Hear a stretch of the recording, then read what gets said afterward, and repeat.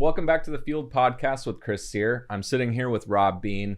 He's actually a husband and father, CEO or CAO, CFO of Orvis, the fishing company, and actually does a lot of cool outdoor gear. He also done 8 stage rallies, Rob, and a few rally sprints, and has a rally car. So part of why he's on the podcast today, we're going to dive into that.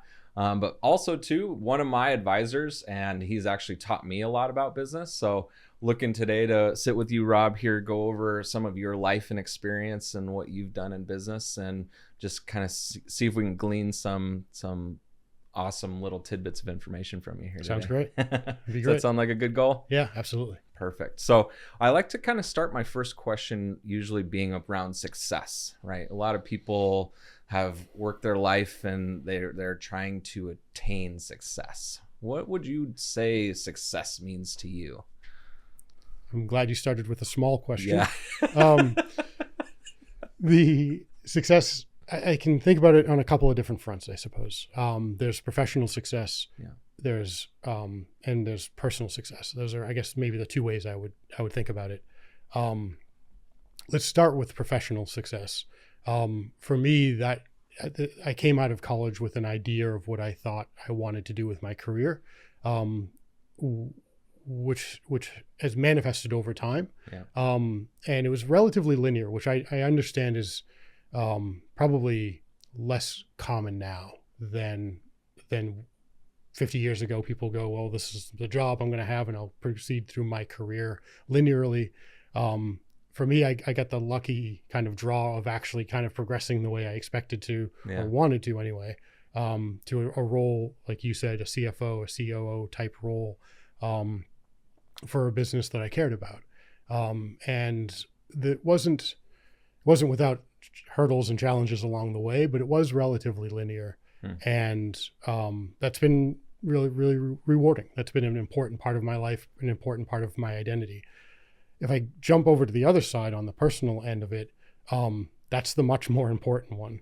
And we can even talk about this a little later, but even maintaining the balance between those two isn't and hasn't always been easy. And there have absolutely been times when the work success or the drive has interfered with what I wanted to do on my personal life. And that balance is kind of an ongoing kind of, I'll say, battle. And we can talk again, there's some origin story things about where I came from and what I learned along the way as I progressed through my career. But some of those lessons, which were great lessons professionally, were things I had to temper if I wanted to have the personal life that I wanted. On personal success, I have a wife, my kids, an extended family that are amazing. And they are the most important thing to me.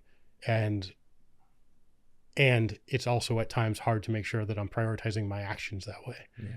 No, that's funny. Actually, I have very similar experience as you, and I think we've talked about this in the past. So I identify with that with you as well, because I struggle with having the teenage dream of my job of doing what I do as well, and had a fairly linear progression. And like what I didn't quantify as a teen was the family balance. Right. And I love having what I have in that side of my life, but it's so hard to like justify sometimes when should you take that business trip, or should you invest more time in the business when it is successful or things are going well enough. Like, right.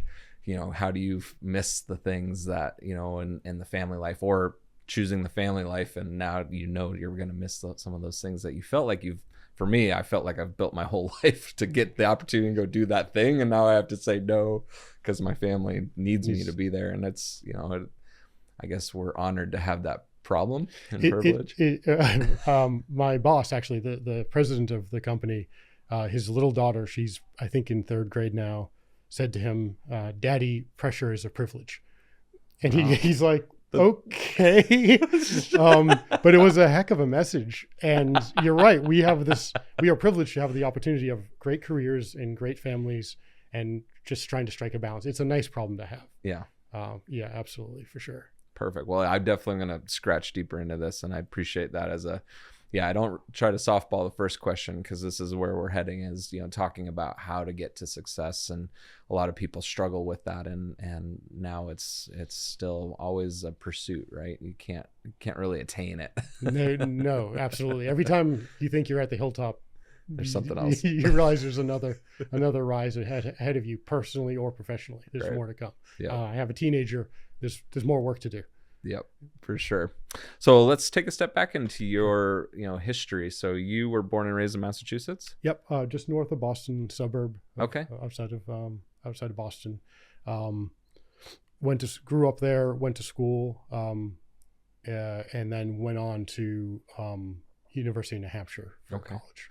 When you were a kid, was there any sort of job, or what was your first paying job?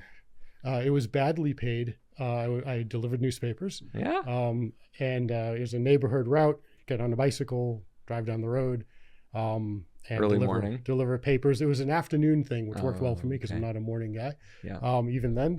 And so I think it was 10 cents a paper, and I think I got to keep 2.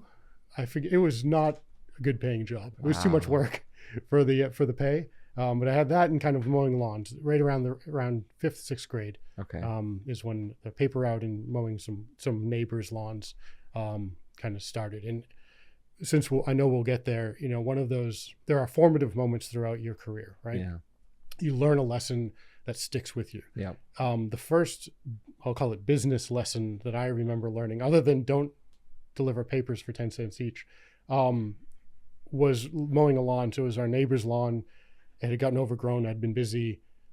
I mowed it, and it made a mess, right? When the lawn's too long and you cut it leaves clippings everywhere. It's kind of a mess. Yeah. And I was about halfway through it, and my buddy called and said, "Hey, do you want to come over?" Yes. And so I go to the people there at the house and say, "Hey, I'm going to finish this tomorrow. It'll dry out or whatever." And I take off, or I go back to the house and start to get ready to go over to my buddy's place, get my bike out and whatever. And it took me 15, 20 minutes. And I come outside and I see my father mowing the neighbor's lawn. And I'm like, "What are you doing?" And he's like, "When you do a job, you do it right." And I'm like, "Well, I'm going to come back." He's like, No. You started their job. They want their lawn completed. And you're bailing out to go play with a friend. He goes, "Don't start it unless you're going to do it right." That one stuck. And I was, I don't know, 6th grade. Wow. But I remember that. It wasn't mad at you either. He was frustrated. But he just did it too. But he couldn't accept that his family was letting that client down, that customer down. Right. And so he wasn't going to stop me. I'd made my decision, but he made his decision. Yeah. And it was a pretty powerful way to communicate that message. Yeah. The disappointment dad thing. I guess so. Yeah. And I don't think it was a guilt trip as much as it's just you how realize, he viewed the world, right? Which was, well, that needs to be completed. It needs to get done. I'm going to make sure that gets done. And so I went back inside and I changed into my grass cutting clothes again, and I finished the lawn. Oh, cool. It's those, I think about those things all the way back to family success or like personal success. I think about those things of like, am I giving my kids those moments of like those teachable moments? Am I exploiting those opportunities to try to show them something? Yeah. Because I can say a lot of stuff. I don't know how much goes into their heads. But if I can demonstrate what we expect of them or what we aspire to do, those feel like special opportunities when we can find them. Wow. Anyway, I kind of went off on a tangent there. That was the tangent I was going to dive down into, so that was perfect. What was your dad's background? CFO, COO for a company. Okay. I did, Dad's footsteps a little bit. Not a lot of imagination on my part in terms of career track. My father, if I'll do a quick. Please, yeah, I'd love to. Maybe interesting. He grew up here in Littleton, New Hampshire. Oh, cool. Bethlehem, technically, to a family with a lot of struggles. And I think we've talked about them just a little bit in the past, but severe challenges. Pretty big family. impressively, all of his brothers and sisters have all done really well. Most of them still live here. He went down to Boston at some point, put himself through school, and worked his way up from a staff accounting job up to a CFO, COO position, and then ultimately purchased the company with another gentleman at the business and owned the business. Oh, cool. Which is it's a really interesting story for someone that wasn't given a lot of chances. His high school guidance counselor, when he told him he wanted to be an accountant, said, "You're never going to be an accountant. Just go get a job down the street." Yeah, go be a logger, or go. Work nothing wrong with those jobs either. Back in those days. Yeah, no, well, that's actually where most of my family worked at the paper mill, and which was great. He saw for himself something different. Yeah.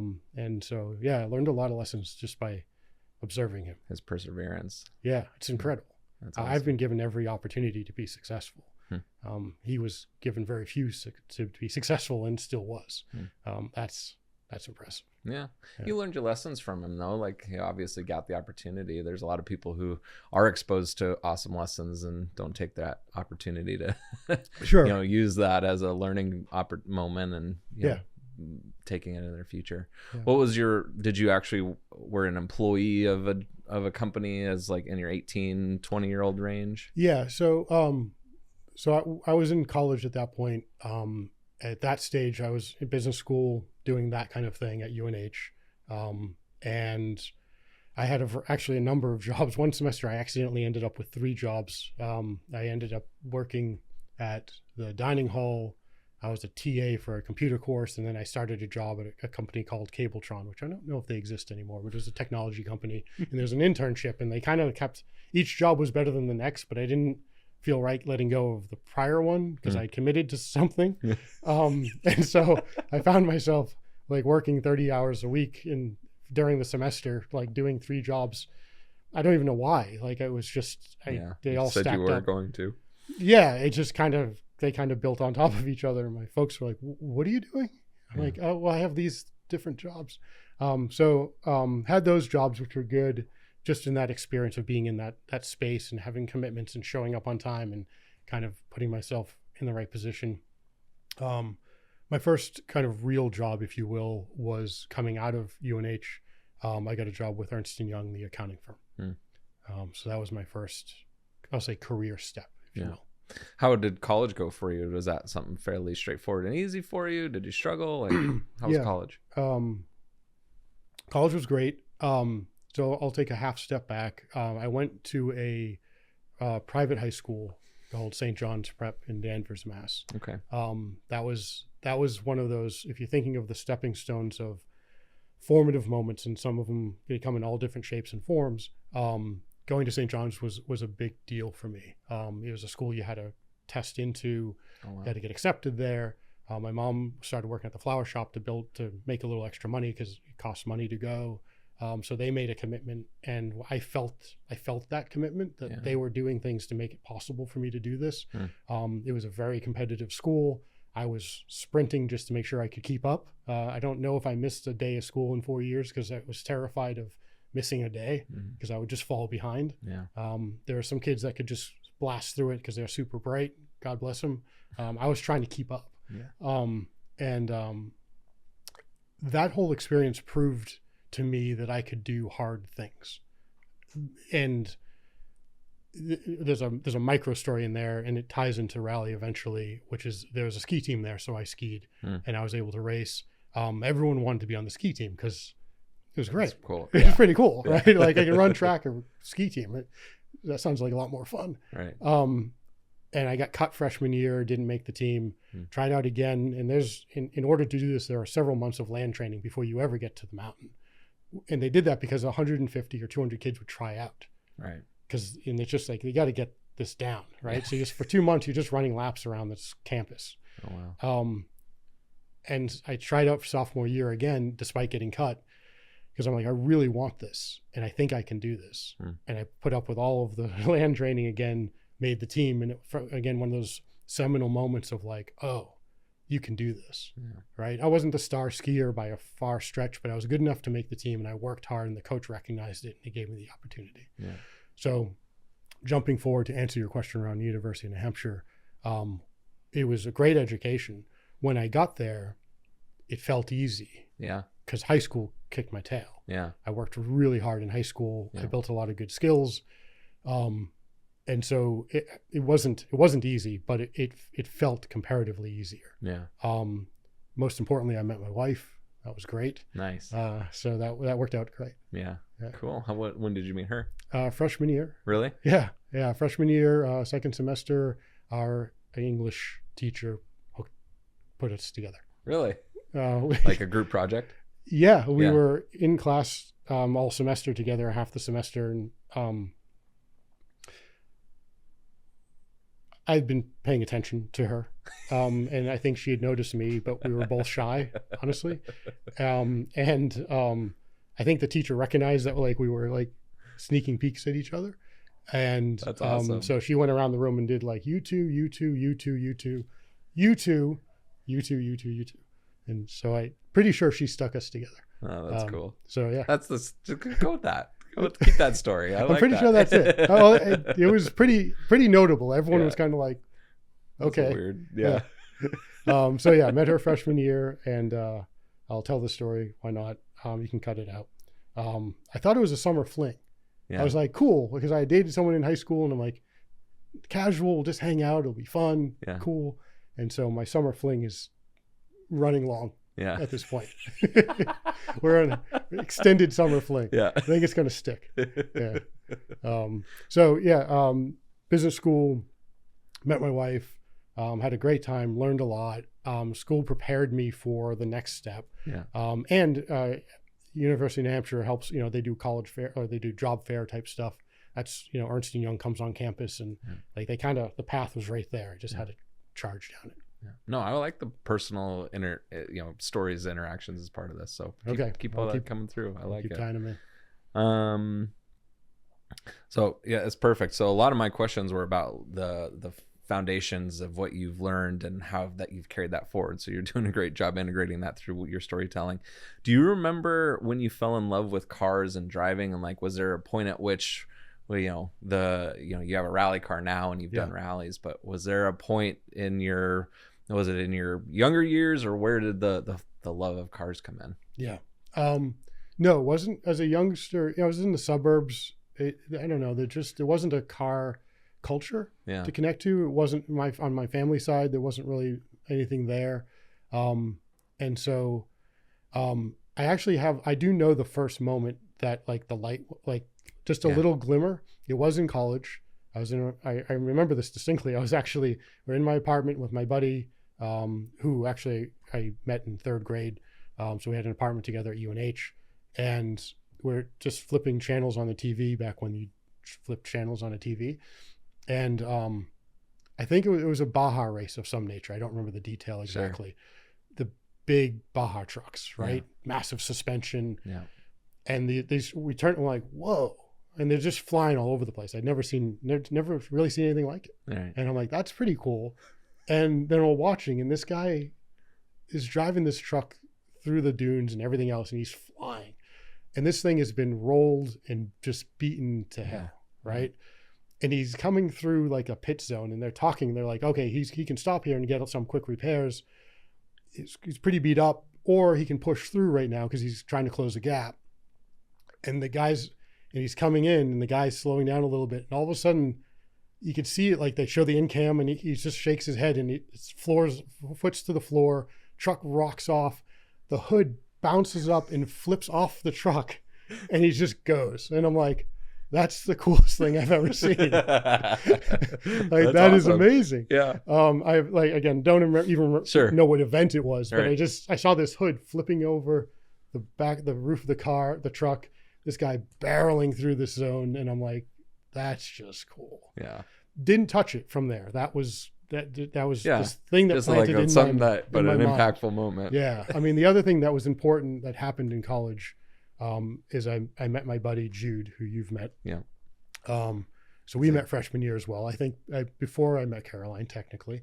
And sometime in the middle of college or so, Jude showed up at school with a dirt bike. And I don't remember, it was a tiny little dirt bike. And he goes, we're going to go ride this thing. Yeah. And I'm like, cool. Yeah. I don't recall if we had helmets the first time. I'm sure you did. I'm pretty sure we did not. I don't recommend that whatsoever. He knew how to ride already. He taught me how to ride. And we're just puttering around a bit to figure this all out. We pretty quickly got helmets. We were at least bright enough to go, we need to procure helmets. Yeah. You're paying a lot of money to go to college for that brain. So you might as well put a bucket on it. A little bit. Yeah. So we got helmets. We got some gloves. That's about the extent of our gear. We had one bike. I want to be clear here. There's one motorcycle, one dirt bike here. And so I'm like, well, what do we do? He's like, let's ride 2 up.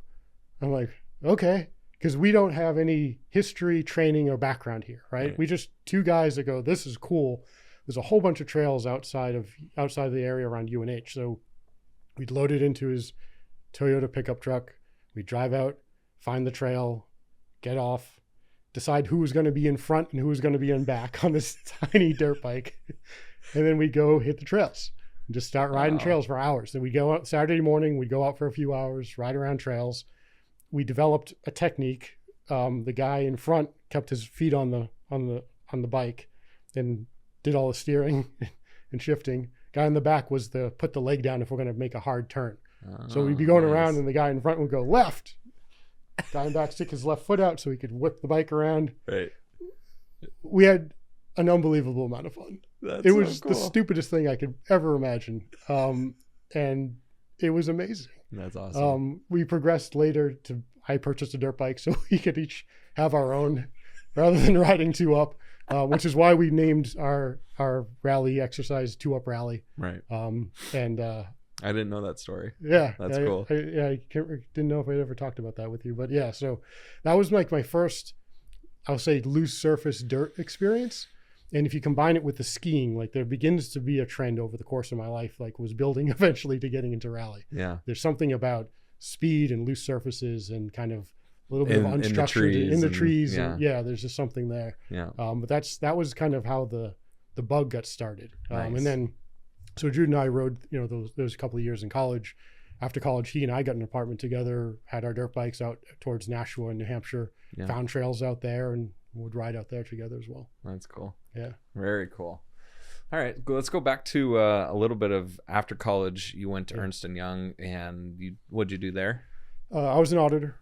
Okay. And so I would refer to it as the tour of duty. For a couple of things, like first, great company and had a great experience. It gave me unbelievable training. It is a fast, for those in the kind of accounting space, it is an accelerator for a career to go to one of those types of firms. Right. You learn an enormous amount. You get pushed really hard.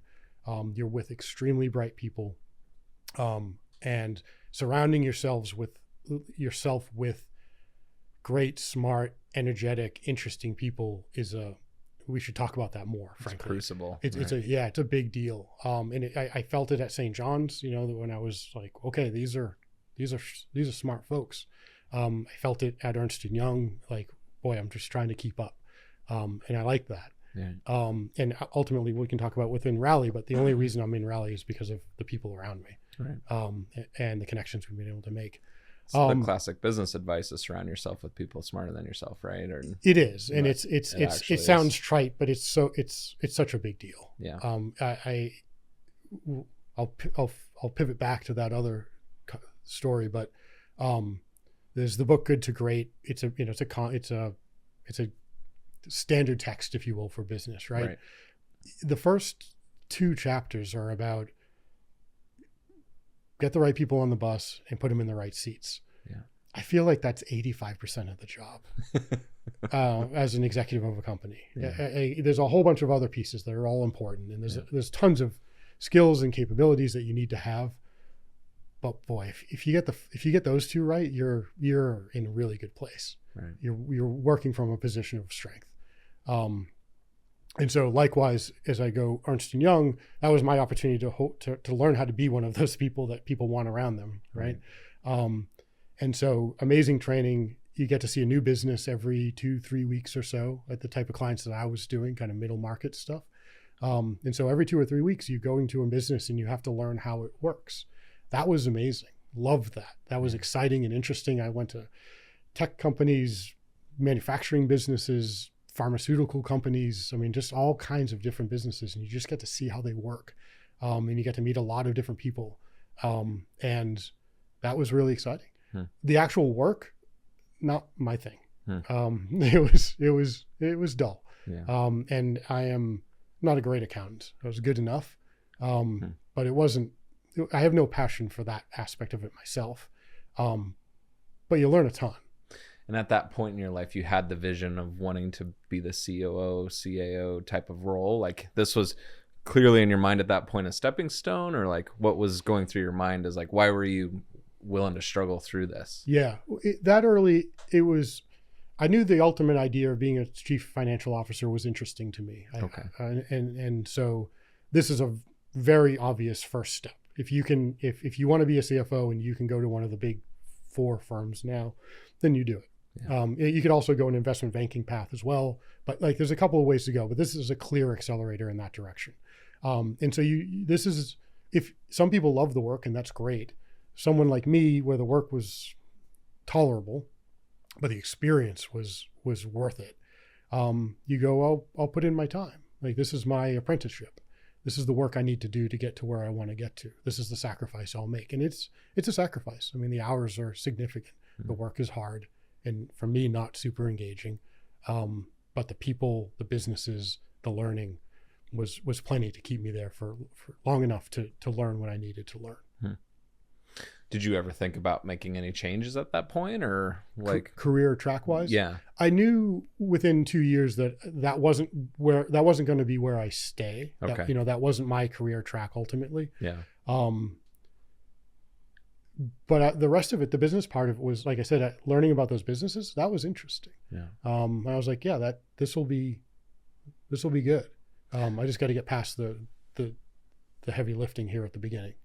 Some people I interact with, it's, that's the hard part, to have the vision, or like, also the bravery to leave something that they're even doing, even if it makes them uncomfortable. Right. So right. The one thing is they hate their job right now, but they want to do something else. And they sometimes have a hard time learning the lessons or using that as a stepping stone to get to the next thing. Right. Like, how did you deal with that at that time? Like, you went home from a bad day of work in your early 20s. Like, what did you do to deal with that, or what was your vision, or how did you kind of keep pushing through? Yeah, a couple of things. So we talked about the ability to prove to yourself that you can do hard things, which I learned in high school. Right, I spent months running around that damn campus to try out for a team I already got cut from once. Yeah. Right, and I learned that could pay off. Not always, but it can. Yeah.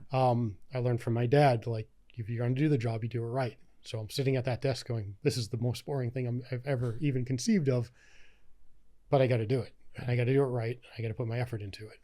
So that, like, those lessons were there. It's hard. I don't want to position that as like, it's easy to muscle through stuff like that. It's hard to muscle through, but you can. Yeah. And I think learning that you can trust yourself to do that type of thing is important. And that's a lesson that I keep learning. It's like, boy, this is getting really hard, and you're like, okay, you can do this, and you can. On the other side, like, Jude and I would go riding on our dirt bikes out in Nashua. Have something else. Yeah, something else, absolutely. Right. And that's, I alluded to this at the beginning, the idea of understanding that balance in your life between what work is requiring and what you want to do with your life, and making sure there are going to be moments when it is uneven. Yeah, and that's okay. For me anyway, I believe it to be entirely okay that there are moments when work has to be a priority, and we can talk about a more recent example of that maybe a little later. And you go, okay, this is a sacrifice I need to make right now for this reason. Yeah. For me, what's important is that I identify the duration of that sacrifice to make sure that it's proportional. Right? It's one thing to say, this is the few months I need to do this at this level, and my family is going to have to kind of hold on a little bit without me. But that can't be forever.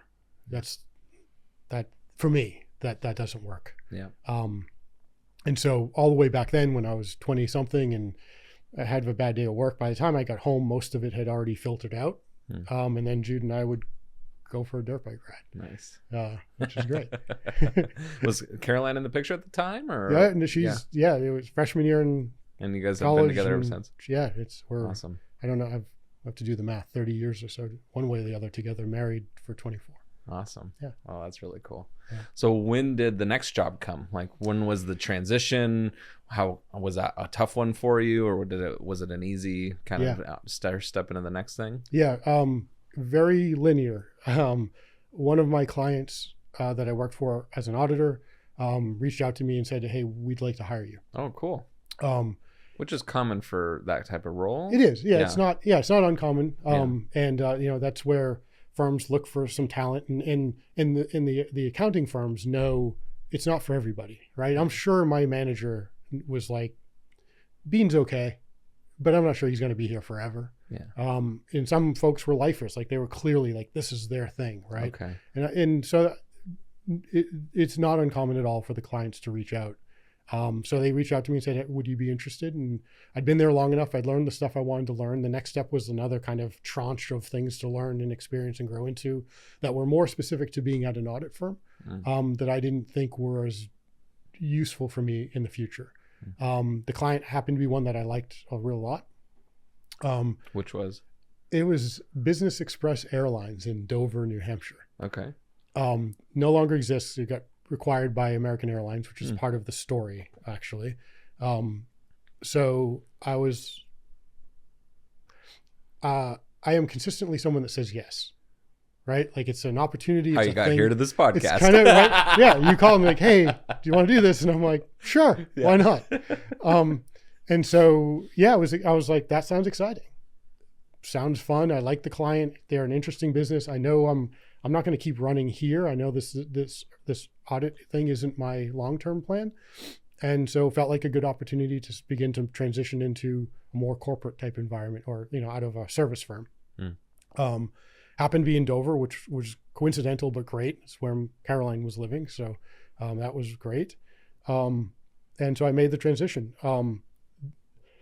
Let's go back to doing hard things. So I started, I accepted the job in about 2 weeks, and I gave about a 3-week notice. And about 2 weeks in, the CFO from the business calls me. I was going to go in as the assistant controller. And the CFO called me and said, the controller has resigned, that you were going to work for, who I liked. And so we know we've asked you to make leaving Ernst & Young is a big deal. And if you're not comfortable with this, that's okay. I've already talked to the audit partner. He said he'd be happy to have you back if you just want to stay at Ernst & Young. Wow. And I said, "No, it's all right. Let's give it a go." He goes, "Okay, great." He goes, "However, this guy's going to leave in about a week. And so you've got like this 2-week overlap where he's still here, but before you officially start. And so if you want to learn anything from him, you're going to need to kind of find time to spend time with him." And he goes, "Without him, we don't know how to process payroll for this whole airline." And I go, "Okay." I have a client in Keene, New Hampshire. For those that don't have the geography here, I have a client in Keene, New Hampshire that I'm working at during the day. And then I would drive to Portsmouth every night to work with the outgoing controller. And I did that for 2 weeks, which means it's a, 2.5-hour drive, something in that ballpark, maybe 2. So it was a long couple of weeks with some pressure because we needed to be able to process payroll. People appreciate that. Yeah. So I learned all this. I scrambled. We got into it. I got there, and I was there for about a month, getting my hands around the departments that I was responsible for.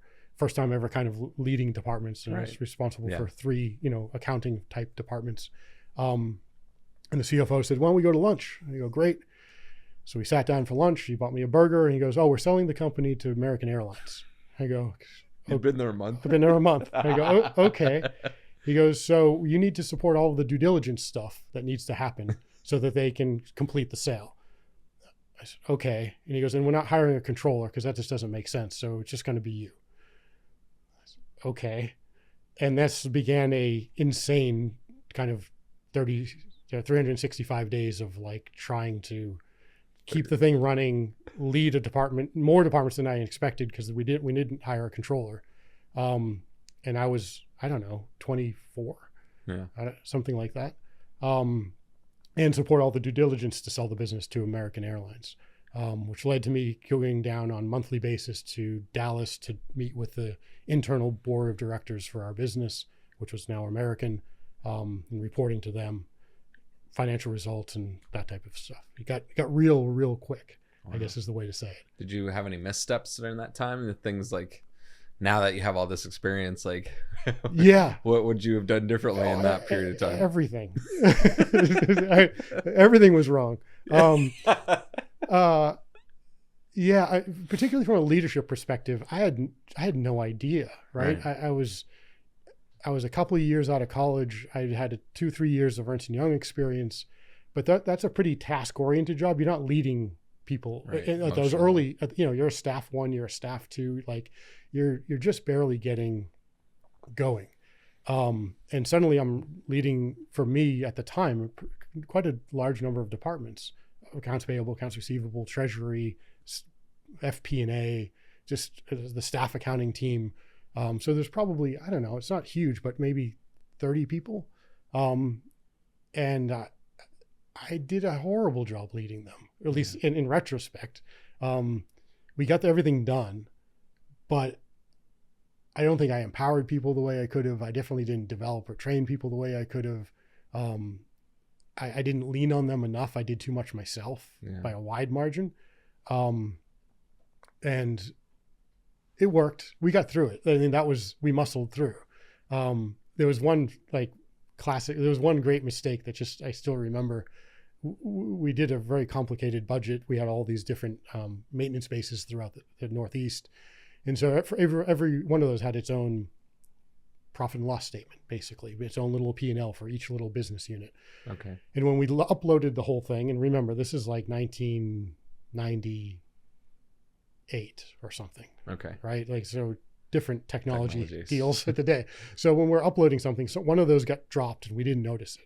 We just didn't notice it. So every month I'd fly down to Dallas, and every month that 8-person board of directors would go through the financials, and they'd go, you missed the budget on this cost center by, $300,000. What happened? And I said, the budget was loaded and we missed it, and apologies, it's creating that gap, and that's what that is. We're not spending something we shouldn't, we just didn't load the file properly. Right. And they go, oh, we understand. And then the next month I'd go down and they go, you're missing this by $300,000. Why is that? And I would proceed to explain it. The third month is when I snapped, because I was 24. Yeah. And I was like, I told you, I'll exclude the expletives, but I told you about this twice already. Here's what's happening. They didn't ask me about it again. Again, not how I would handle it today. But at 24, under kind of a lot of pressure, I was just like, I'm kind of done hearing about this mistake. Yeah. Thank you. So yeah, I mean, again, if Ernst & Young was an accelerator, this too was a huge accelerator. Yeah. I lived 3 years in that one crucible of like trying to get through that crisis. Yeah. And so that was great from that standpoint. I didn't have a social life that year. I was gonna say, you probably didn't ride too many motorcycles or do much. Didn't do much. Yeah. Caroline and I had an apartment together. She didn't see me. Yeah. Basically. Yeah. There was a question during that year of, is this what it's always like? Yeah. And I said, no, this is different. This is not what my career will look like. Yeah. Thankfully that's been mostly true. Yeah. There is a interpersonal dynamic there for Caroline and I, of like where I expect to need to be from a professional standpoint and how much she wants me committed to that. Yeah. Do you know what I mean? And it's a good tension. Like, it's funny. I have a very similar experience with my wife, and we were luckily together for a while before the kids. And there was a year where it was, 11 p.m. dinners and 5 a.m. I was out the door, right, and never saw her in the morning. I only saw her at the night for, that little period of time. And dinner was cold by hours and like for a whole year. Yeah. Right. And it's like, is this going to be the way it is? And we agreed by the time we got to kids, like I'd have it figured out enough to like, like balance out a little bit. And, it's funny. I had the same experience. Yeah. So, I mean, it was the right question. I would never have probably found balance without her because I didn't care. I didn't bother me that I came home at 11 and out at 5, but like it obviously affected our relationship. And, and by the time she pressured me enough to figure it out, luckily we had our kids figured out and we're getting ready to have kids. So, but yes, it's still to this day, my next 3 months, I have a whole month I may be gone. I might see my kids for a 3-day period in a 30-day window. So it's like, there's still some sacrifices that are needing to be made, right? Yeah, it's challenging. I'm grateful for the pressure, if you will, again, to have her like going, what are you doing? Yeah. And is this the right, are you making the right decision? Yeah. It's great to have that checks and balance. I found it pressures better decision making on my end, right? Like, and that 1 year I just said yes to every single thing, because it's like, that's why I was young and wanted to have everything. Right. And like, now I still want to have everything, but now I have to decide if it's worth it. Right. Yeah. The trade-offs are real. And it really pisses me off when I make that mistake and I'm like sitting in a hotel room, like, I shouldn't be here. What am I doing? What did I do this for? Yeah, I understand. So it gives some balance and perspective to that decision making, for sure. Yeah, that's exactly right. I've never felt that when I've been with my kids, right? Like, it's never been like I'm sitting with my kids and been like, crap, I should have been at work today. That's a really powerful and important insight. It's correct. I mean, we're at the stage where our oldest is now a sophomore, and I'm realizing my time with him is limited. Right. Before he moves on to college and whatever, and so it's front of mind. Like I'm paying active attention to it right now. Of like, I need to make sure I don't miss these opportunities. Yeah. Yeah, it's a real thing. So where was the transition into Orvis? One more step. Okay. So after a year, the entirety of the airline was going to get moved down to Dallas. And being a Northeast kid, that wasn't interested to move down. Okay. The skiing is pretty terrible. Yeah. And so I declined to take the job down in Dallas. And I decided, obviously I would have to find another job. Before I had a chance to do that, another former client called me and said we were looking for someone to as a controller. Wow. That was Garnet Hill, which is also up here in Franconia. Wow. I was just outside of Littleton. Yeah. And so I went there to that client, which was another place I loved as an auditor, and met with the CFO there, who was new. I hadn't known him before. Okay. I just audited the rest of the business, and he hadn't been there at the time. He and I get along really, really well. It was we spent an hour in the interview. I think in the first 5 minutes, it was pretty clear that this was going to work. Yeah. He quoted a movie reference from Caddyshack. I completed it, and we were like, that works. This is going to work. Nice. And so I transitioned directly from the airline up to Garnet Hill. Okay. And I was the controller there. Nice. So I worked there for 7 years. The man who hired me, Brian, he left after about 3. And in a kind of a continuing kind of trend, they didn't replace the CFO. I just started reporting to the president. Didn't change title, but there was no more senior finance person above me. Wow. Which was great. I mean, Brian was awesome. Mentor, helped me immeasurably in my career. He'll come up again. But the opportunity, that kind of clear headroom to go, okay, well, now it's your problem. Go do it. Yeah. Was awesome. I like that getting dumped into the deep end of the pool kind of experience, and like, okay, sink or swim, figure it out. And that's exciting. Yeah. And you learn a lot really fast, right? Or you better. And so from that standpoint, it was great. Another kind of career accelerator kind of opportunity. Are you figuring out life balance at that point? Are you better at that? Are the kids integrated yet? Not yet. No. So at this point, I'm probably 25 or so, 25, 26. And then when Brian left, maybe I was 27, 28, somewhere in that range. Okay. At that point, no, Caroline and I did not have kids. Life balance was much improved. Okay. It was interesting coming out of Ernst & Young and then coming out of the whole Business Express thing. What I thought was like normal, never mind hard, but just normal, was still a lot different than what most businesses would consider normal. So for me, like a 50, 60 hour a week was like, sure. Yeah. That's just what we do. Yeah. Right. That's the easy season. Right. That's not the hard part of the year. And so that took a little adjusting to. of setting my own expectations that like, hey, not everyone in every company wants to work 60 plus hours a week. Yeah. Right. Which is good for them. Like Right. that, like good. Yeah. And I need to learn how not to do that as well all the time. That was, so there was a little shifting there. And then on my side of going, yeah, okay, hold on. This pace doesn't have to be breakneck all the time. You can empower others, build a team that can support you. Like all of those good management skills provide a pathway to lead in a way that doesn't demand that kind of commitment all of the time. Yeah. Or at least I believe that's possible. I know there are certain industries where that's not the case. I think it should be possible to have a successful business, to be an effective leader, and have a home life. I think those are achievable objectives. Was there any big pieces from the Garnet Hill days, an experience or something that was like really sticks with you? Well, the initial transition with Brian leaving and me taking on that like additional responsibility was important because it changed my view of my responsibility from like, here are the things that need to get done to I need to decide what needs to get done.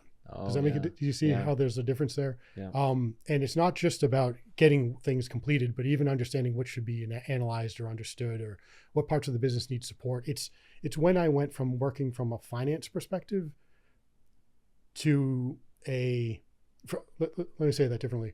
I went from thinking about the finance department and what needs to be done there to what does the business need across the board, and how can I help facilitate that, regardless of department. Yeah. And that was a really important education and opportunity, because the finance stuff I like. It's good. It's the lens through which I manage a business and understand it.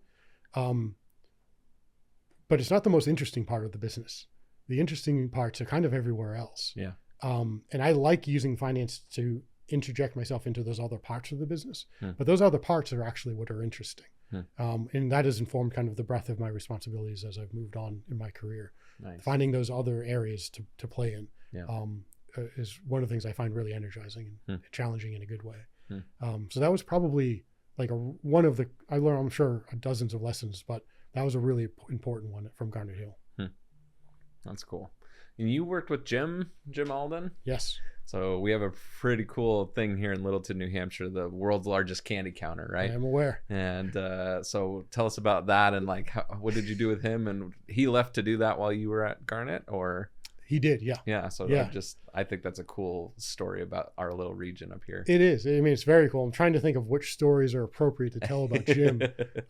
He's an eccentric dude. Jim's the head of marketing, so we worked closely together. He bought the Charters property, and he actually sent me the business plan when he first did it and said, hey, could you just take a peek at this? I'm not sure cool. I added any particular value at that time, but I took a peek at it. I'm like, looks like it works. And I mean, this has to be 24 years ago. Yeah. And he's turned into his, I almost call it a second career, although he was too young to call it a second career when he started it. But like, it's turned into this amazing kind of story, right? And Jim has become, I don't live up here anymore, but Jim has become a pretty important figure in the town in helping the economic development of this town. Yeah, I think. He is staple of the Main Street Littleton. And it's an amazing story, and he's a one of one character, right? Yeah. He's one of the world's most entertaining people. So it was great working with him at Garnet Hill. And it's been awesome to see what he's accomplished here in town. Cool. So when did you transition to Orvis? What was the catalyst for that change? Sure. So Garnet Hill had been bought basically a couple of times. Ultimately, at the moment that I was getting ready to leave, it was owned by Barry Diller's company, IAC, through Home Shopping Network. So this kind of convoluted kind of acquisition chain.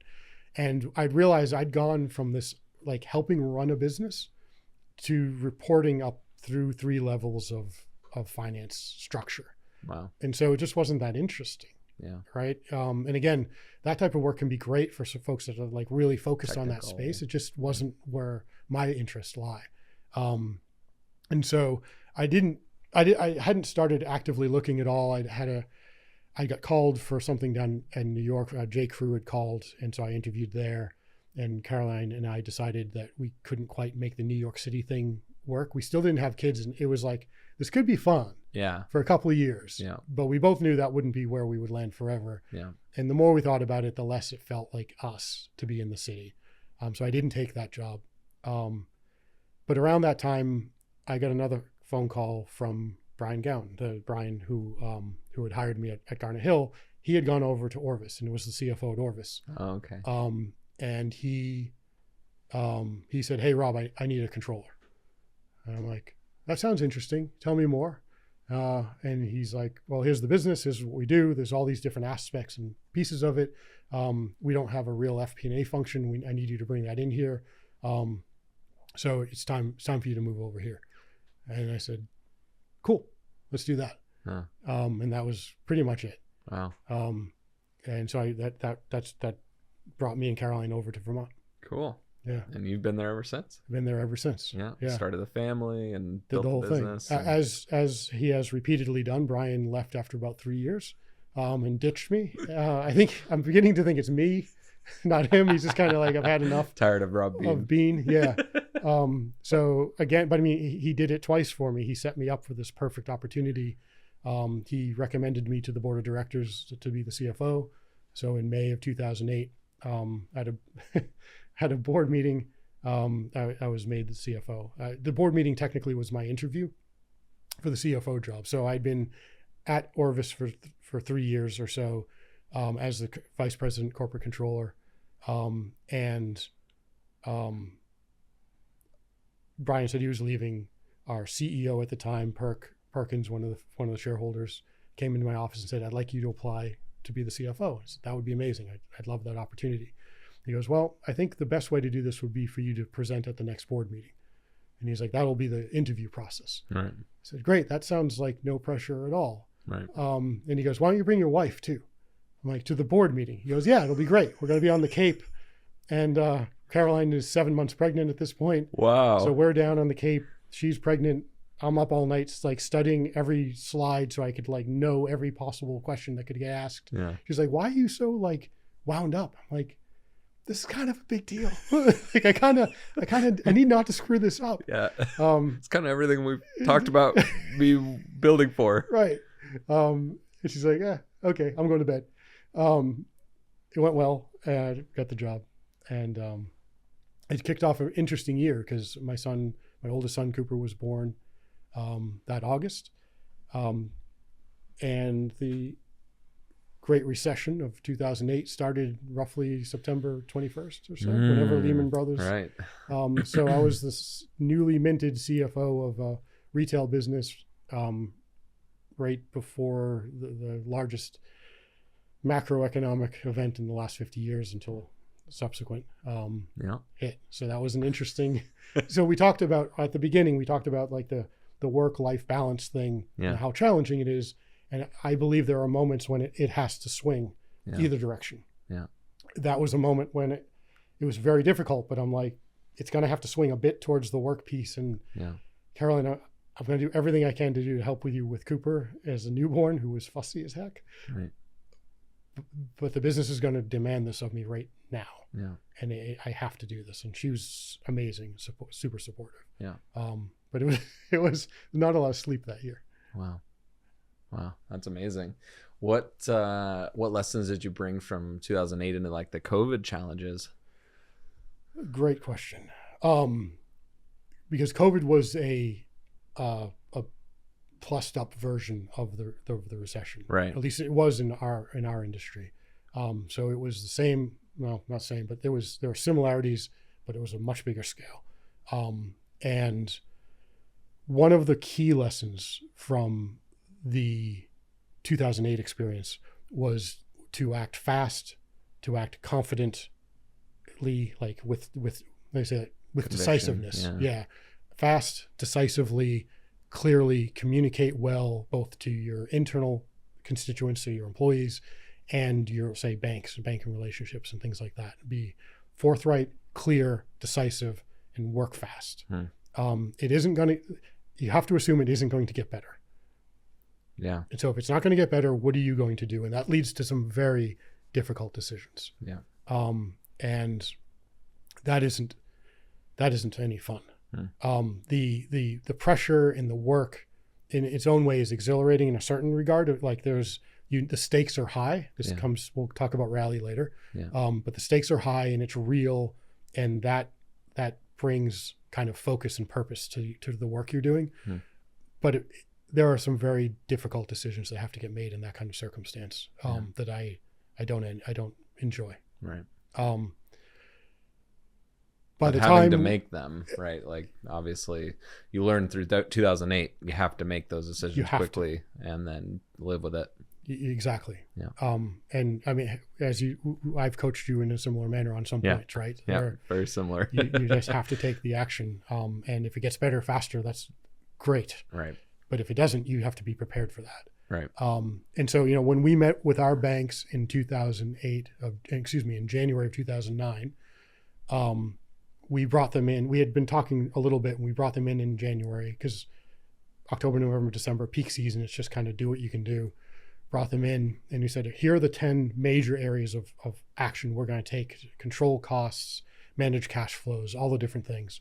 It's like, here's our list. And they're great. Well, when are you gonna start doing these? I said, oh, no. Those are done. Those are the things we already did. And they're like, oh, closed their books. Like, great. We have other clients we got to go talk to that aren't doing this. Right, got it. So it felt like that was rewarding. It felt great to know that we got ahead of the curve, that we were addressing things head on with clear eyes. Yeah. We weren't deluding ourselves because we were afraid of the pain, if you will. We tackled it. Nice. So similarly in COVID, it was a similarly aggressive kind of construct. We sent everybody home first week of March, which is not a lightly taken decision. Right. And that was from the corporate office and other ancillary buildings. We kept the warehouse intact, and we kept the retail stores running initially. And about a week later, I was actually in the office just getting some things organized, and there was me and one other individual as the head of the retail organization. And he came to my office. There's literally, I think, 2 of us in this large building. He came to my office and said, are we doing, the right thing, keeping the stores open? And I said, well, I think so. We've got masking protocols and doors are open, and we're making sure there's airflow, and we're doing all the things we can do. But, shutting off a revenue stream like retail stores is a big deal. And it's not that the safety of people wasn't important. It was how do I balance these things? Yeah. Because if a business goes away, people lose healthcare and income, and the pressure of sustaining people's livelihoods is real. I think it's really important. Right. And we're trying to figure out how to handle that balance appropriately with very little information. Right. And I said, yeah, I think so. And he walked back to his office. Said, okay. And I sat there for about 20 minutes, and I was thinking about kind of each store and how do I feel about that decision? Right. And I didn't like my answer. And I got up and I walked down the hall, and I stood in front of his door and said, Joe, and I could see his eyes already misting over. I said, I think we made the wrong decision. And he goes, I think so too. I go, okay. Huh. And he's like, I'll make the call. And that was it. Wow. In fact, in our own kind of moment, forgot to tell the president that we were closing our retail chain, but he supported it, which is great. And so it's funny sometimes when you make a decision and then you knew it was wrong, so then you can make the other decision, right? Like sometimes making a decision gives you the perspective of absolutely I've actually made a mistake, so then you can fix it. Here you've heard a lot of people will decide whether or not to make a decision. Right. I abhor inaction. I worry about indecisiveness worries me. Yeah. And I'd rather make a wrong one that I can correct than than get paralyzed. Right. I want to be clear. This is an important point. That doesn't mean you have to rush to make that decision. Yeah. It should be made in the time in which it needs to be made, which is different than making it now. Which is probably the biggest piece of advice I've gotten from you.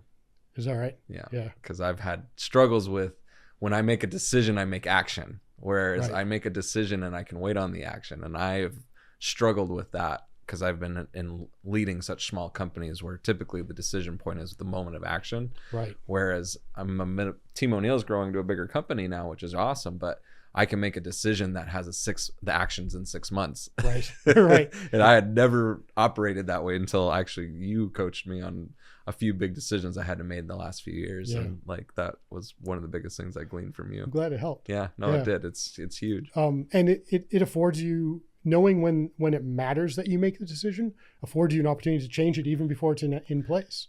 And that's as also more what data, I've learned by having that right. perspective. You get smarter. Yeah. Right. You either intellectually you process more and figure something else out, or Right. new data shows up Right. that informs a different outcome. Right. Yeah, absolutely. So that's really good, deep stuff there. I want to take a little step back now and let's Sure. talk about Rally. Like, Great. so 2008, you're big boy CFO, you're getting the dream job, you got the Right. family. Like, now when's the time to you've started to want to actually think about getting into a rally car and actually getting into that phase of your life? Yeah. So let's see. It was trying to get the years right because it would I be think helpful. 2017, I looked at your profile, was your first rally. So yeah. you had to have built a car or done, what was your acquisition of your first car? And Yeah. Okay. So the rally thing came up. Let's go to the origin story here. Because I'd lived up here, I worked at Garnet Hill, was familiar that the rally school existed, but hadn't gone to it. So Caroline asked me what I wanted for my 40th birthday. That was the impetus. Okay. And I said, some kind of like dirt bike thing, Baja dirt bike trip, Yeah. camp out, travels, trail riding, with Jude, or, rally school up in Team O'Neill. I was looking for, you reach that age when you don't need stuff, you want to do things, Yeah, right? right. That's the precious commodity, is experience. And so, I wanted to do something. And those both sounded really fun. I knew Jude is always up for anything. And so, I said, gave Caroline those, I said, those are two options and whatever. And so she called Jude and they worked it out and they decided this was the one to do. And so, we came up and did a 3-day school. And it was awesome. I still grin thinking about it. We stayed at the hotel over here and every night we'd come back and have gin and tonics on the porch and talk about our day. And it was amazing. The instructors were great. This is going to sound like a commercial. Sorry. The instructors were amazing. The course is ridiculous. The training and skill that you develop is like rapid and exciting and awesome. And it was just rewarding. And we're sliding around sideways on dirt, which goes back to dirt biking and skiing. And just, it clicked for both Jude and I immediately. Like, this is a lot of fun. Yeah. We really, in a certain degree, lucked out. Our third day, we were the only ones there. It was a 3 days.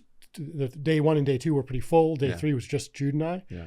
And so we got one instructor, 2 of us, 1 car. Yeah. They said, well, we can do whatever you guys want to do. Yeah. We said, we want a Subaru all-wheel drive, and we just want to hammer that all day long. Yeah. And it was awesome. Yeah. Yeah. It's funny that things happen like that sometimes, where courses book and we've got this weird instance that happens. Yeah. So not great for you. Up. You'd like to see the classes full. Sure. For As us, a financial advisor, you can understand. But for us, it was a blast. Still worth it. Yeah, it was a blast. So that was what kicked it off. And then it took some time. It didn't happen overnight. Right. Probably took about a year. So we did the course and went home and we're like, well, that was great. I don't know what to do with that, but that was a lot of fun. Right. And it took me about a year to just kind of like get myself thinking about like, well, that was as much fun as I've had in a while. How do I do more of that? Yeah. And started poking around and found the rallycross community in New England, which was really robust and really well run, full of really passionate and great people. Yeah. And so I found a rallycross. I went over to it. No car. I just showed up just to see what it was. And pretty quickly was like, oh, yeah, this looks like a lot of fun. I did some ride-alongs with different people in the community. We talked about that earlier, how important the people around you are, and had just really amazing people that were inviting and welcoming into what could be perceived as a you could worry that community could be really closed off or really hard to get into. It could be very machismo. Yeah. And it just wasn't like that. It was There's just a lot of females actually in rally. A lot of women were rallying there, like doing great stuff. And I felt comfortable immediately, welcome. People invited me into their car to go for a ride along so I could see what it was like. And I was like, well, okay, well, this is happening. Right. So I looked for my first rallycross car. Nice. And so I saved some money. I did little consulting, very small consulting things on the side, little phone call consulting things, and saved those pennies for about 6 months until I had $5,000. Nice.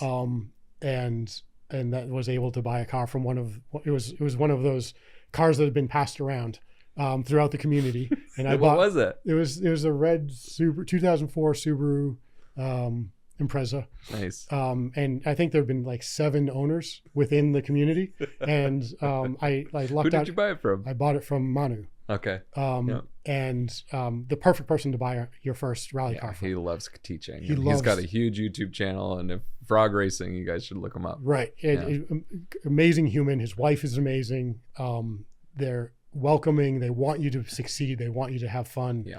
And it made it so much easier. Yeah. So I'm so grateful I bought it from Manu. And so I ran that for a year or so, maybe a little longer. I forget. I lose track. And then this is again where Jude enters the story. So Jude flies out. He lives in California. He flies out. We do a rally cross together. He goes, well, that was as much fun as I've ever had in the worst piece of junk vehicle I've ever driven. Yeah. And I go, yep. And he's like, well, we're doing this. I'm like, what do you mean? I'm like, yeah, I got it. He's like, no. We're doing this. I'm like, okay. And I go back to my life, like doing things. And the timelines, again, I don't have straight, but not long after he purchased a GC, a beautiful GC. That was the nicest he had us do the roll cage. You did the cage. I was yelling at my staff that someone was ruining the most beautiful, like 50,000 mile GC 2-door, like unmodified, perfect condition, no rust. And we turned it into a rally car. Worst thing you could do. He said he got several phone calls of, are you sure you want us to do this? I was like, can I just buy this from you and find something else for you to do? No, it needs to be good from the beginning. I'm like, oh, okay. Jude only does things right. Yeah. No, it's he built a beautiful rally car. Yeah. So he built a full stage rally car. Yeah. We did our first Team O'Neill event together. I co-drove.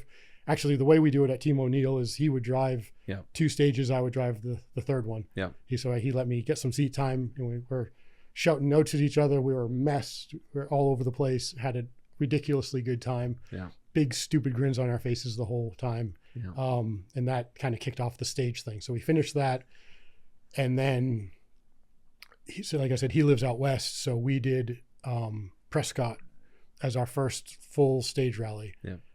And that was amazing and a complete mess. Learning lessons. Yeah. we had no crew. Wow. We just shoved stuff in his van, towed his car to Prescott, and then Prescott, and ran the event by ourselves.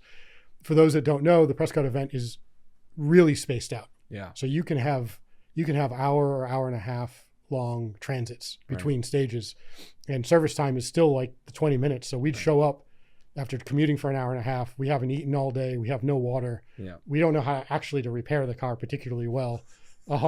The kindness of strangers kept us going. Which is rally is common for. Absolutely. Other service crews saw us like jumping out of the car, jacking it up, running around. They're like, well, when are you guys eating? Like, we don't have any food anyway, so it doesn't matter. So people are bringing us sandwiches. Yeah. It was an amazing experience. Jude drove that whole event. And it was amazing. Yeah. It was awesome. Yeah.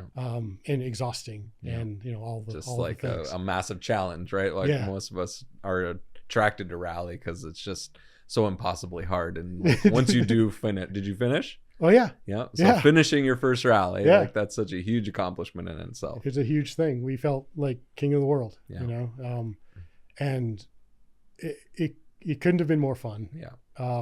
And that we left that, and I was like, well, I'm gonna have to figure out a stage car, but it's a lot more expensive. Right. And I need to think about it's a big jump from rallycross, and there's no real good in between. You're right. Yeah. I don't want to have to do it. I want to make sure I do it Right. right with a car that's safe Right. and I can trust. A lot of folks get into rally. A lot of folks, most of them, in fact, have engineering or mechanical backgrounds. Like that's a heavy preponderance of the people, and I don't. And so that was a consideration in my head of like, okay, I don't have that experience, so I need to decide how to supplement that. Right. Right. I have to solve for that. Right. Finding the first car is Jude's fault. He found it. It was on the forums, Yeah. The New England forum. Someone was selling their car, and he goes, "It looks pretty good." And we looked through it, and I'm like, "It does look pretty good." He's like, "You need to buy it." And I'm like, "I don't know. I got another kid. We have our second kid, and while we can afford it, I am conservative in that regard." Right. And so I feel that this responsibility for my family and their well-being and everything else, and financial, stability and everything. And I feel guilty spending money on myself like that. Yeah. Guilt might be a strong word, but I definitely shy away from it. Right. And not comfortable. Yeah, it's just and so, even with the first one, which I actually saved money specifically for that car, so I could go, yep, I did a little extra work on the side, and I made the money so I can buy that car. Right. It wasn't a lot of money. Right. So I had this hang up, and Jude goes, well, either you're going to buy it or I'm going to buy it. Because he's like, I'll just have one on the West Coast and I'll have one on the East Coast, and then I can race wherever I want.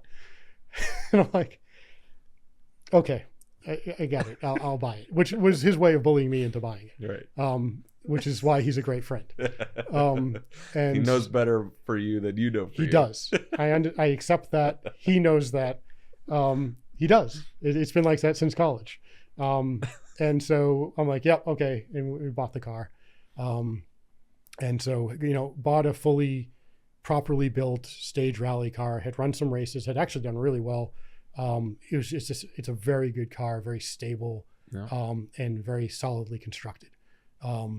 And so that was the starting point. That's awesome. The continuation of that. Yeah.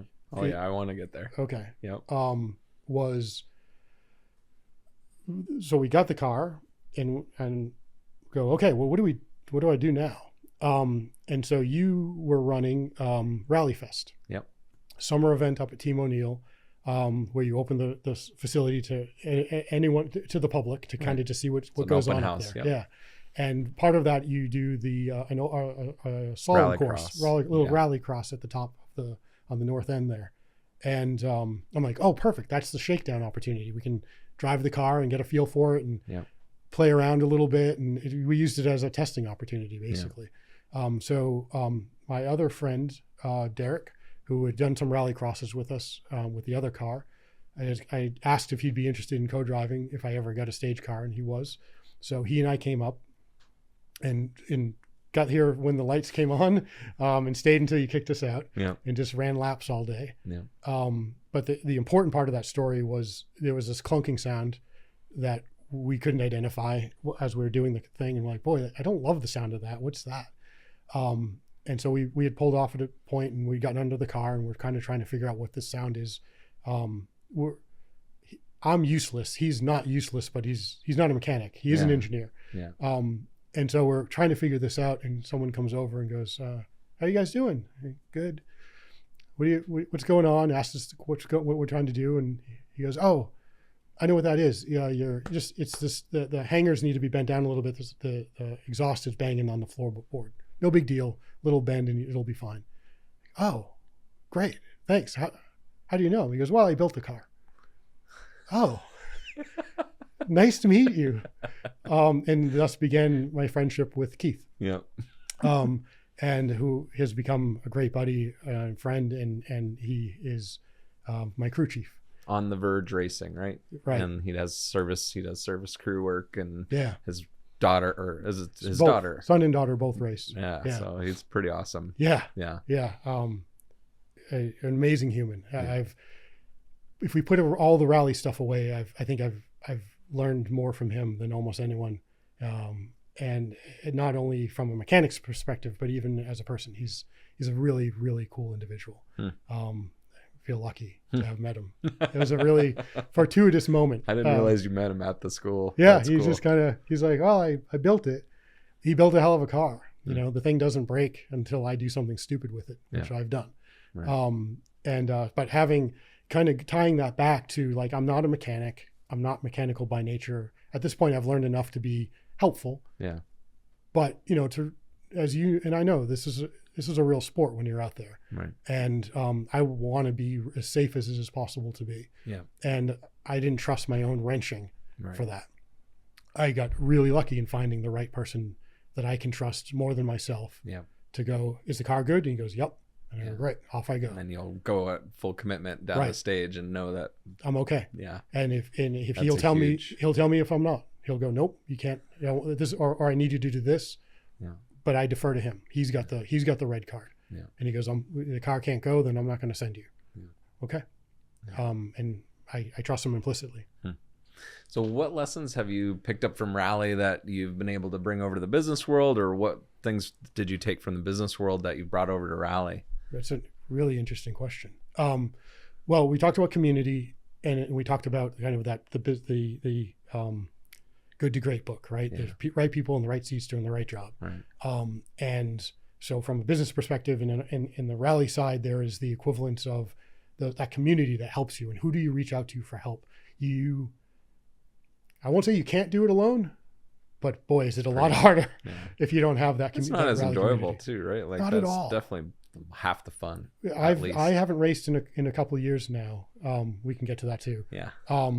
Hopefully getting close. And I really miss the racing. I really, really miss the community. Yeah. And I haven't done a good job of staying connected. Work has been demanding. There's been a bunch of things, but I miss the people. Yeah. And likewise with work, what makes where you work special is the people that you're with. Yeah. I know it sounds gooey and soft, but like as an auditor, I visited, 60, 70 companies over the course of my time there, something like that. And what I realized is most of them were places I didn't want to work. Wow. What I found was there was the airline that was really cool. It got really strange because it got sold or whatever. Yeah. There's the Garnet Hill. There's one other one that was kind of neat. And most of the rest were like, they were fine, but they weren't special. They didn't draw me in. Yeah. And the difference was generally about the people. And going back to where I am now, that's same thing. The people were unique and special, and it connected for me. Yeah. Same with the community. In terms of skill sets or things that kind of parse back and forth between Rally and what I do, the ability as an executive to delegate is really important. The ability to like find people, put them in the right seats, and empower them to do what they need to do. And as I was describing Keith, right? That was like, well, you're the expert, so I'm going to trust you to do this stuff. I'm not going to be second guessing you. I'll ask questions because I want to learn, or I want to challenge, or I want to poke your thinking. Yeah.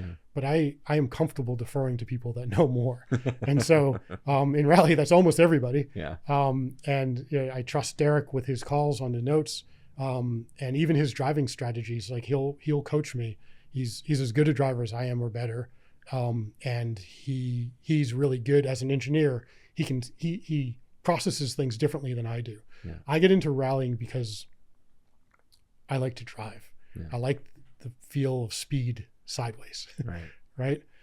Derek does too, but there's also a part of his brain that is always kind of like optimizing and thinking through how do you execute this turn better the next time through, right? And so he'll coach and provide, like, what if we tried this next time? Oh, wow. And I trust him. And so that's cool. We work together on that. Yeah.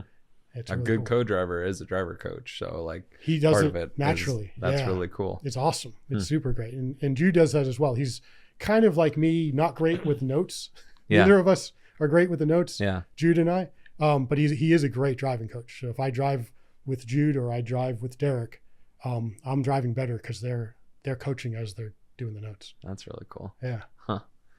What's something that, you've had an amazing life and some really cool experiences.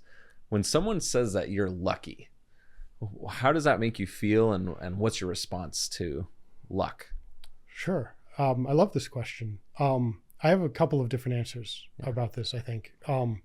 So if you met my crew of buddies, my buddy I met in third grade, and that group of guys that they were texting on the drive up, audio texting in the car. They would tease me when we were growing up for being a lucky bastard. Like that was the, this one's smart and this one's athletic and this one's lucky. You know what I mean? And that was you? That was me. I'm the lucky guy. Nice. Everything just kind of works out. Huh. Right. And so I bought into and buy into that general, like, I'm lucky as hell. That's just clear, right? Yeah. I've had great parents, opportunities for success for my professional career, the serendipity that happens when a great person like a Brian comes in and helps set me up for success. I'm lucky. There's a whole another narrative, which someone I knew in college, we were talking about why Rob is lucky. And I'm like, I don't know, this stuff just works out. Yeah. And he goes, it's trite, but the opportunity meeting preparation is the luck, right? Yeah. And I go, oh, I can see that.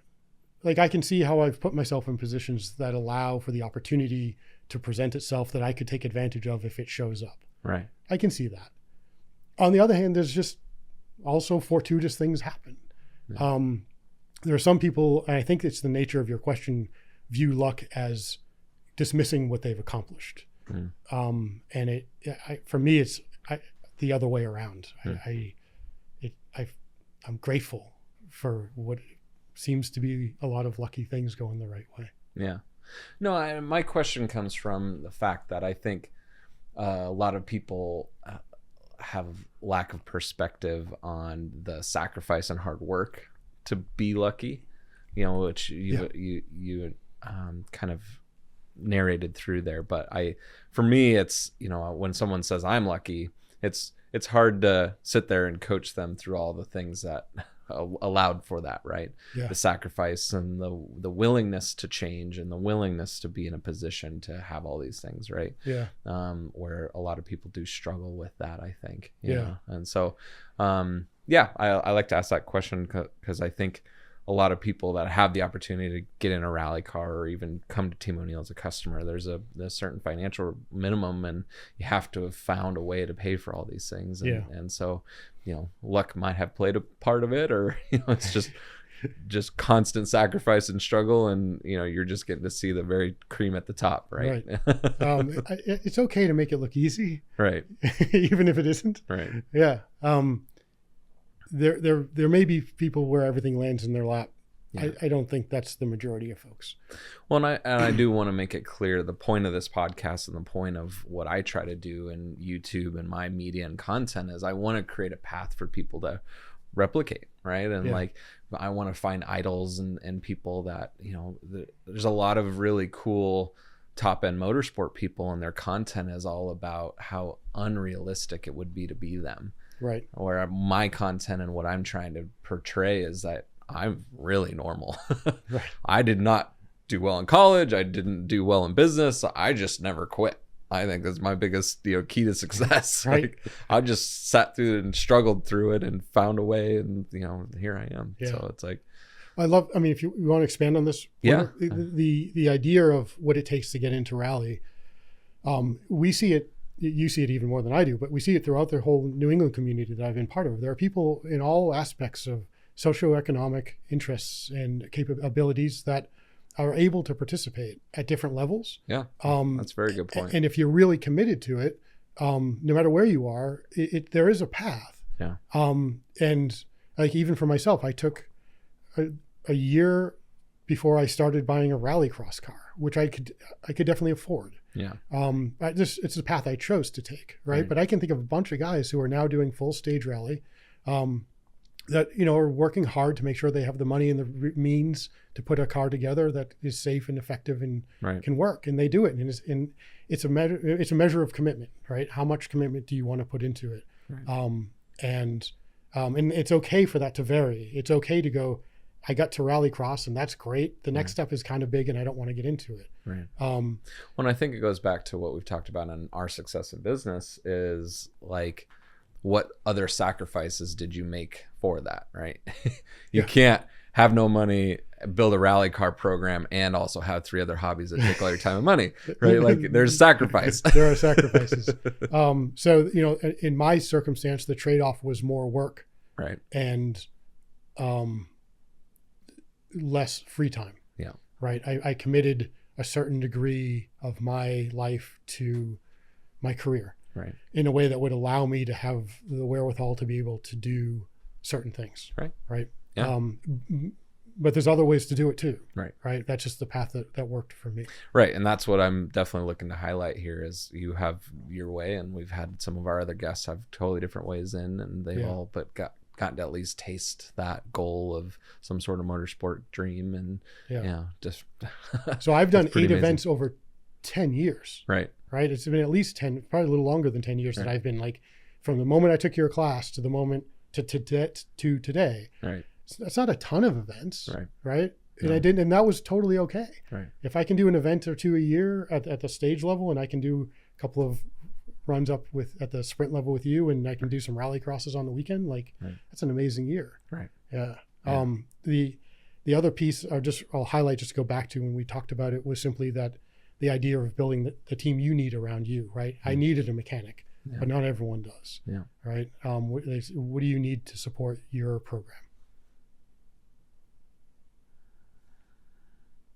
Do you have any advice for someone who wants to follow your path and become a CFO, COO type of role? Like if there's a younger 18-year-old kid just looking to start college right now, what kind of advice would you give them? Sure. College education is critical. The opportunity to get real experience as soon as you can during that college process would be great. I got to be a staff accountant and an auditor as an intern while I was in school. And that's really good experience. There's nothing like seat time, right? Yeah. So the faster you can get into that workforce and start to experience the dynamics of an office or remote office, if that's what it happens to be, the getting into that will be advantageous, and it'll help you understand where you're headed and what it looks like and whether you really want that. Yeah. There's a lot of responsibility comes with a CFO type job. It is not always easy work. And so, being prepared to know that you're able to process information, make decisions, correct the decisions that you make that are wrong, control your ego in a way that allows you to accept that you're going to make those decisions that are wrong and need correction. Yeah. Those are all types of things to have in your mind. It's a very powerful role in the right organization and in the right hands. Right. It is really rewarding and a lot of work. Yeah.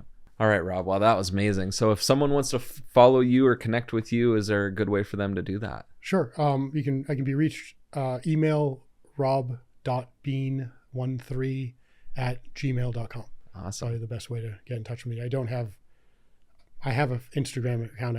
I actually don't know what it's called. I looked at it for research, and it's like you've posted like 13 posts over your entire career. I try to post once a year, make sure they don't deactivate my account. So I'm not super active on social, but if someone would like to reach me, rob.bean13@gmail.com. Awesome. Yeah. Well, thank you so much for being here. Awesome lessons that you have and amazing life that you've led up to this point. And Thanks. I look forward to hopefully getting you back out into a rally car again soon. I can't wait. Thank you. Appreciate it.